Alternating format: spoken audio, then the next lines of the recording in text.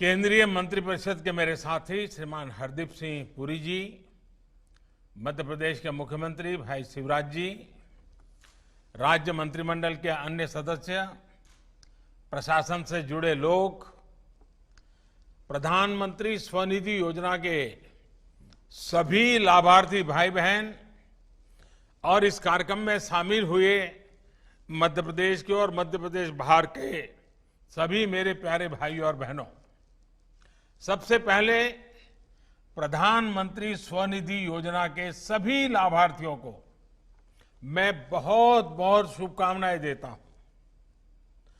अब से कुछ देर पहले मुझे कुछ साथियों के साथ बातचीत करने का अवसर मिला। उनकी बातों में एक विश्वास भी है और एक उम्मीद भी नजर आती है। ये भरोसा प्रधानमंत्री स्वनिधि योजना की मैं मानता हूं सबसे बड़ी सफलता है, सबसे बड़ी ताकत है। आपके श्रम की ताकत को, आपके आत्मसम्मान और आत्मबल को मैं आदरपूर्वक नमन करता हूं। देश भर के जो साथी प्रधानमंत्री स्वनिधि योजना के साथ आगे बढ़ रहे हैं, उन्हें भी मैं अपनी शुभकामनाएं देता हूं। विशेष तौर पर मध्य प्रदेश और शिवराज जी की टीम को मैं बहुत बधाई देता हूं। उनके प्रयासों से सिर्फ 2 महीने के समय में मध्य प्रदेश में 1 लाख से ज्यादा स्ट्रीट वेंडर्स, रेहड़ी पटरी वालों को स्वनिधि योजना का लाभ सुनिश्चित हुआ है। कोरोना के बावजूद इतने कम समय में 4.5 लाख रेहड़ी पटरी वालों को पहचान पत्र देना, सर्टिफिकेट ऑफ वेडिंग देना, मैं समझता हूं ये बहुत बड़ा काम है। मुझे विश्वास है कि अन्य राज्य भी मध्य प्रदेश के इस प्रयास से प्रेरणा लेकर के जरूर प्रोत्साहित होंगे और हिंदुस्तान के हर शहर में जितने भी हमारे रेहड़ी पटरी वाले भाई बहन हैं, उनको बैंक से पैसा मिले, इसके लिए आप सक्रिय प्रयास करेंगे। साथियों, दुनिया में जब भी कोई ऐसा बड़ा संकट आता है, महामारी आती है, तो उसका सबसे पहला और सबसे ज्यादा प्रभाव हमारे गरीब भाई बहनों पर ही पड़ता है। अधिक बारिश हो जाए तो भी तकलीफ गरीब को, अधिक ठंड आ जाए तो भी तकलीफ गरीब को, अधिक गर्मी आ जाए तो भी तकलीफ गरीब को रोजगार का संकट होता है, उसके खाने पीने का संकट होता है, उसकी जो जमा पूंजी होती है वो खत्म हो जाती है। महामारी से ये सब विपदाएं अपने साथ लेकर के आ जाती है। हमारे जो गरीब भाई बहन हैं, जो श्रमिक साथी हैं, जो रेहड़ी पटरी वाले साथी हैं, इन सब से महामारी के संकट को इन सब ने बहुत ज्यादा महसूस किया है। अनेकों ऐसे साथी हैं जो किसी दूसरे शहर में काम करते थे, लेकिन महामारी के दौरान उन्हें अपने गांव लौटना पड़ा और इसलिए कोरोना वैश्विक महामारी के दौरान पहले दिन से सरकार का, देश का ये प्रयास रहा है कि गरीब की जितनी दिक्कतें हम कम कर सके, उसको कम करने के लिए सक्रिय रूप से प्रयास करें। देश ने इस दौरान हमारे देश के ऐसे जो लोग तकलीफ में थे, उनके खाने की चिंता की, राशन की चिंता की, मुफ्त गैस सिलेंडर भी दिए गए, प्रधानमंत्री गरीब कल्याण रोजगार अभियान चलाकर लाखों लोगों को इस दौरान रोजगार भी दिया गया। गरीबों के लिए निरंतर हो रहे इन कार्यों के बीच एक बहुत बड़ा वर्ग ऐसा था जिस पर खास ध्यान देने की जरूरत थी। ये थे मेरे रेहड़ी पटरी ठेले वाले भाई बहन। रेहड़ी ठेले वाले हमारे लाखों साथियों का परिवार तो उनकी रोज की मेहनत से चलता है। कोरोना के कारण बाजार बंद हो गए, खुद की जान बचाने के लिए लोग घरों में ज्यादा रहने लगे, तो इसका बहुत बड़ा असर ये हमारे रेहड़ी पटरी वाले भाई बहन हैं उनके कारोबार पर पड़ा। उनको मुश्किलों से निकालने के लिए ही प्रधानमंत्री स्वनिधि योजना की शुरुआत हुई है। इस योजना का मकसद है कि वो लोग नई शुरुआत कर सके, अपना काम फिर शुरू कर सके। इसके लिए उन्हें आसानी से पूंजी मिले, उनको बाहर बहुत ब्याज देकर के रुपये लाने के लिए मजबूर न होना पड़े। ये भी पहली बार हुआ है कि रेहड़ी पटरी वालों के लाखों लोगों के नेटवर्क को सही मायने में सिस्टम से जोड़ा गया है, उनको एक पहचान मिली है। स्वनिधि योजना, स्वनिधि से रोजगार, स्वरोजगार, स्वरोजगार से स्वावलंबन और स्वावलंबन से स्वाभिमान की यात्रा का ये अहम पड़ाव है। साथियों, स्वनिधि योजना के बारे में आप सबको बताई गया है।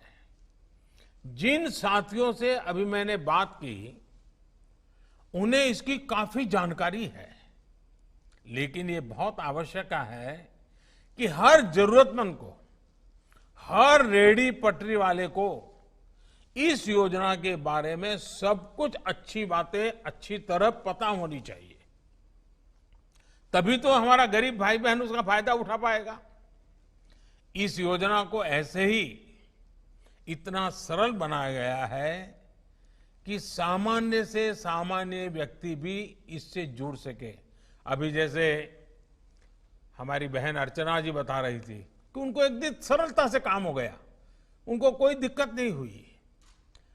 इसमें टेक्नोलॉजी के माध्यम से ऐसी व्यवस्था की गई है कि रेहड़ी ठेले वाले साथियों को कागज जमा कराने के लिए लंबी लाइनें नहीं लगानी होगी।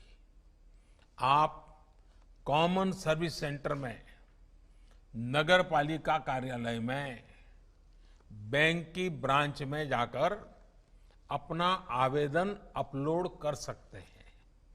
यही नहीं, बैंक के बिजनेस कॉरेस्पोंडेंट और नगर पालिका के कर्मचारी भी आपके पास आकर आपसे आवेदन ले सकते हैं। आपको जैसी सुविधा सही लगे आप उसका इस्तेमाल करें। सारी व्यवस्था इतनी सरल बनाई गई, इसके लिए प्रयास किया गया है।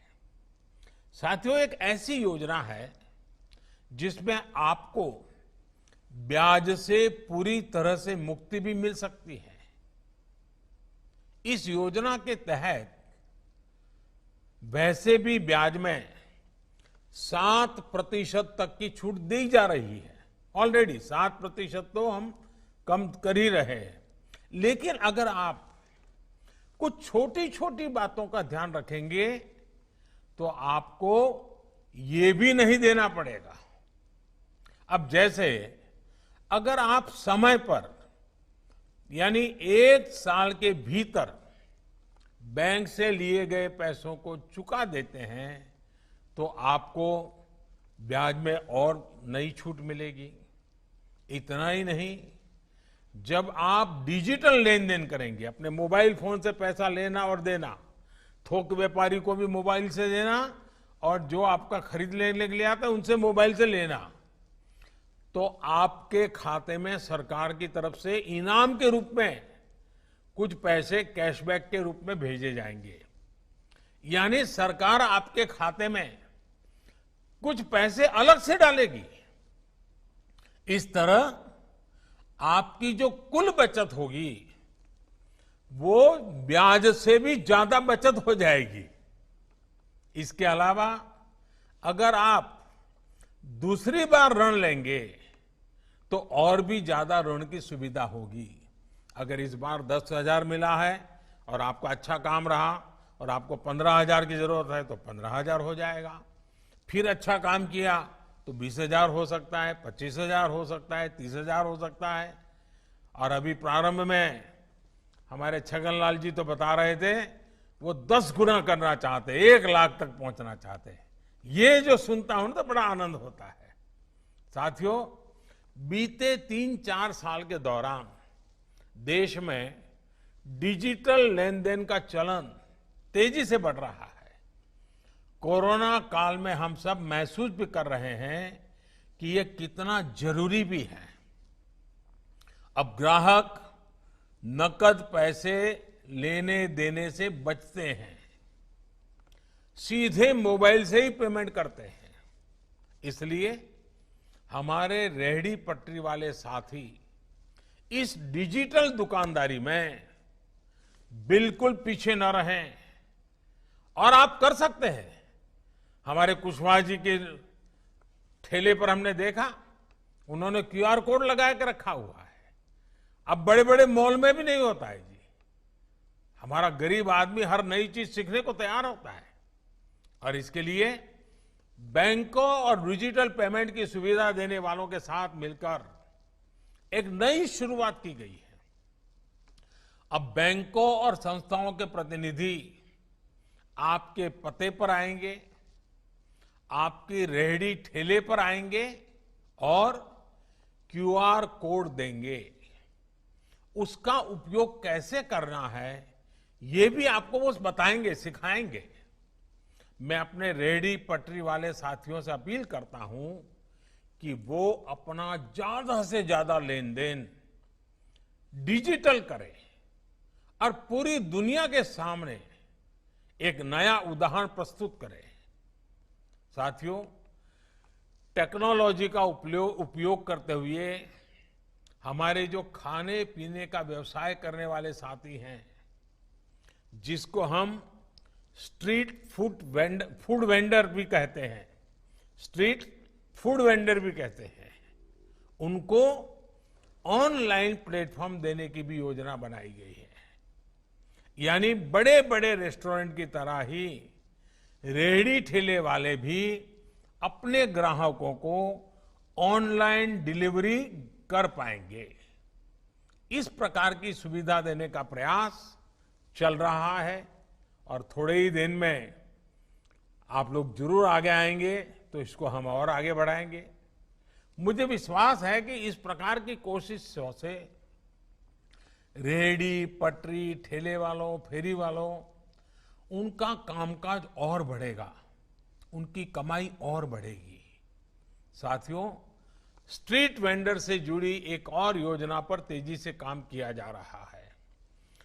प्रधानमंत्री स्वनिधि योजना से जुड़ने वाले जो भी रेहड़ी पटरी वाले लोग होंगे, उनका जीवन आसान बने, उन्हें मूलभूत सुविधाएं मिले, ये भी सुनिश्चित किया जाएगा।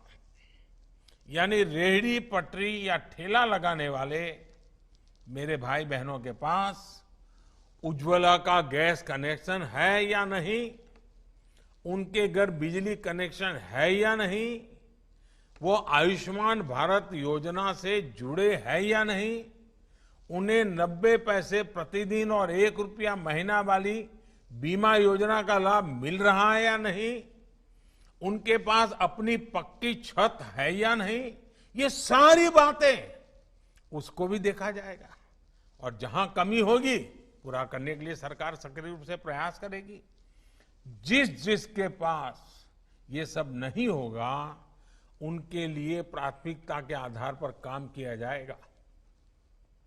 साथियों, हमारे देश में गरीबों की बात बहुत हुई है।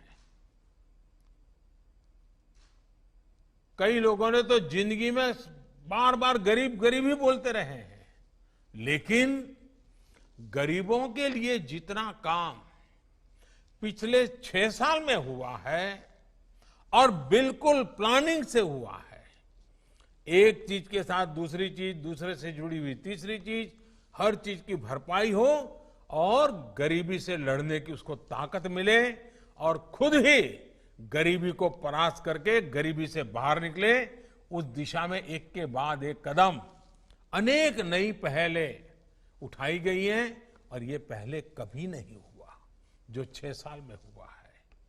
हर वो क्षेत्र, हर वो सेक्टर जहां गरीब, पीड़ित, शोषित, वंचित, दलित, आदिवासी अभाव में था, सरकार की योजनाएं उसका संबल बनकर आई है।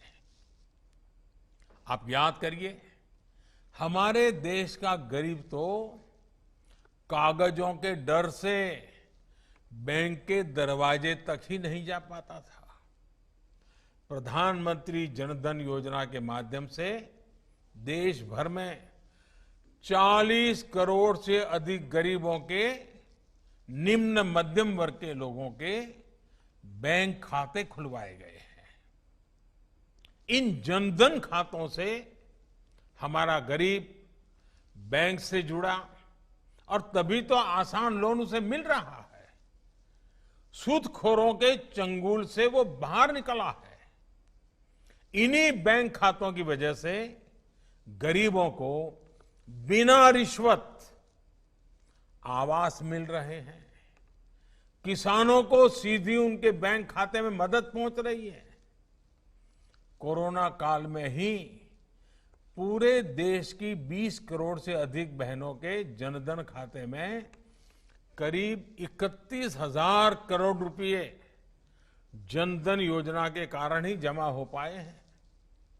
इसी तरह पीएम किसान सम्मान निधि के तहत देश भर के 10 करोड़ से ज्यादा किसान परिवारों के बैंक खाते में 94,000 करोड़ रुपए से ज्यादा सीधे ट्रांसफर किए गए हैं। साथियों, हमारा गरीब इन वर्षों में जिस तरह जनधन खातों से, बैंकिंग व्यवस्था से जुड़ा है, उसने एक नई शुरुआत की है। अब बहुत जल्द शहरों की तरह हमारे गांव भी ऑनलाइन मार्केट से जुड़ेंगे। दुनिया का बाजार हमारे गांवों तक जुड़ जाएगा। इस बार 15 अगस्त को देश ने इसके लिए एक संकल्प लिया है। देश के सभी गांवों को अगले 1000 दिनों में ऑप्टिकल फाइबर से जोड़ा जाएगा। यानी गांव-गांव में, घर-घर में तेज इंटरनेट पहुंचेगा। इससे डिजिटल क्रांति के फायदे भी उतनी ही तेजी से गांव तक, गरीबों तक पहुंचेंगे। इसी तरह देश ने डिजिटल हेल्थ मिशन की भी शुरुआत की है। यानी अब हर देशवासी को एक हेल्थ आईडी मिलेगी। आपकी सारी जानकारी सुरक्षित तरीके से उसमें रहेगी। इस आईडी की मदद से आप डॉक्टरों से अपॉइंटमेंट भी ऑनलाइन ले सकेंगे और हेल्थ चेकअप और रिपोर्ट्स भी ऑनलाइन ही दिखा पाएंगे। यानी एक तरह से देखें तो पहले प्रधानमंत्री सुरक्षा बीमा योजना और प्रधानमंत्री जीवन ज्योति योजना से बीमा सुरक्षा मिली। फिर आयुष्मान भारत के तहत 5 लाख तक मुफ्त इलाज मिला और अब डिजिटल हेल्थ मिशन से आसान इलाज की सुविधा भी मिलने जा रही है। साथियों, देश का प्रयास है कि हर एक देशवासी का जीवन आसान हो, हर एक देशवासी समर्थ हो, सशक्त हो और सबसे बड़ी बात आत्मनिर्भर हो। हाल में सरकार ने शहरों में आप जैसे साथियों के उचित किराए में बेहतर आवास उपलब्ध कराने की एक बहुत बड़ी योजना उसको शुरू की है। एक देश एक राशन कार्ड की सुविधा से आप देश में कहीं भी जाएंगे तो अपने हिस्से का सस्ता राशन आप उस शहर में भी ले पाएंगे। आप जहां जाएंगे आपका हक भी आपके साथ साथ चलेगा। साथियों, अब जब आप नए सिरे से अपने व्यवसाय को शुरू कर रहे हैं तब आपको कुछ सावधानियां जरूर रखनी होगी। जब तक कोरोना की वैक्सीन नहीं आ जाती, कोई तरीका नहीं निकल आता, कोरोना का खतरा बना ही रहेगा। ऐसे में आपको अपनी भी और अपने ग्राहकों की भी सुरक्षा का भी पूरा ध्यान रखना है। मास्क हो, हाथ की साफ सफाई हो, अपने स्थान के आसपास की साफ सफाई हो, 2 गज की दूरी हो, इससे किसी भी स्थिति में समझौता मत करना। कोशिश ये भी करनी है कि सिंगल यूज प्लास्टिक का इस्तेमाल भी न करें। आप कोरोना से बचाव के जितने इंतजाम अपने ठेले या अपनी पटरी पर करेंगे, लोगों का भरोसा भी बढ़ेगा और आपकी दुकानदारी भी बढ़ेगी। आपको खुद भी इन नियमों का पालन करना है और सामने वाले से भी इसका पालन कराने के लिए आग्रह करते रहना है। मैं एक बार फिर आप सबको एक नई शुरुआत के लिए अनेक अनेक बधाई देता हूं, बहुत बहुत शुभकामनाएं देता हूं। आप स्वस्थ रहें, आपका परिवार स्वस्थ रहे, आपका कारोबार भी फले फूले, इसी एक अपेक्षा के साथ मेरी बहुत बहुत शुभकामनाएं। बहुत बहुत धन्यवाद।